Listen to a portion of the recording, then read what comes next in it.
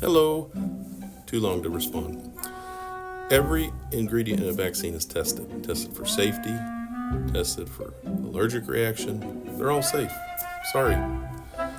Bob Sears, he's a disreputable pediatrician who has lost his medical license more than once. He is dangerous. He states false things.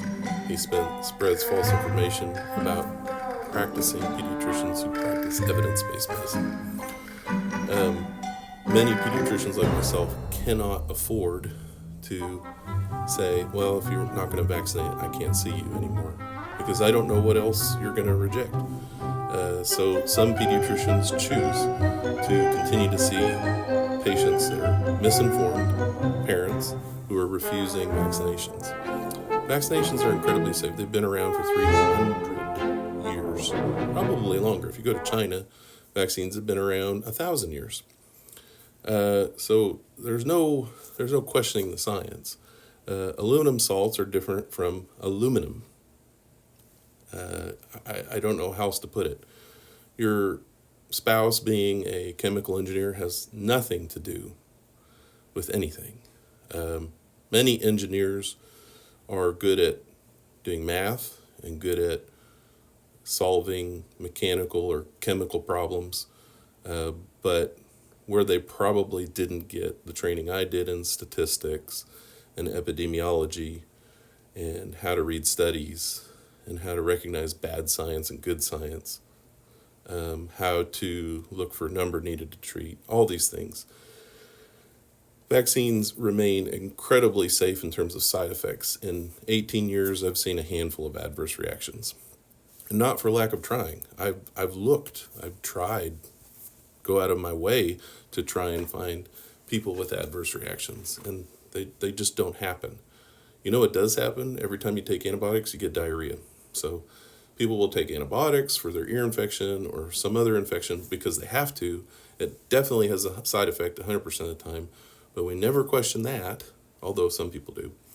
But vaccines are a 1 in 10 million chance of adverse reaction. Your choice is based on anxiety and fear, not facts.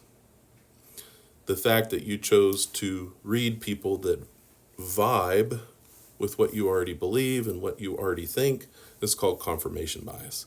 The fact that your children are safe and healthy is thanks to herd immunity and survivorship bias.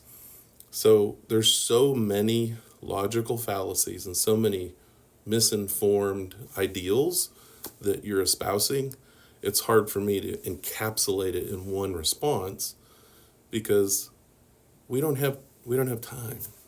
We don't have time. I've seen every single line item trope that you have stated, and in no way does it change my mind. It doesn't open my eyes.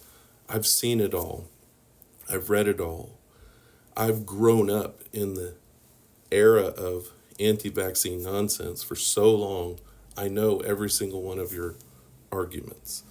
And I'm really glad you got vitamin K for your child. That has been around since 1961. And neonatal hemorrhagic disease is awful. So thank you for at least doing that. But now that I've answered your questions, there's no need. There's no need. I'm not going to change your mind. Nothing is going to change your mind. The only thing that will change your mind is you doing critical thinking. You reading textbooks instead of books that vibe with your already preconceived notions. You got a long life, you're a young woman, gonna have more kids, perhaps. I wish you the best. I hope that you pick up a textbook. You listen to this one suggestion. Pick up a textbook, and some of them are free online, and they're definitely free at a library. Learn about the diseases. Learn about how terrible they are. Then learn about the statistics of an adverse reaction. Maybe that will change your mind.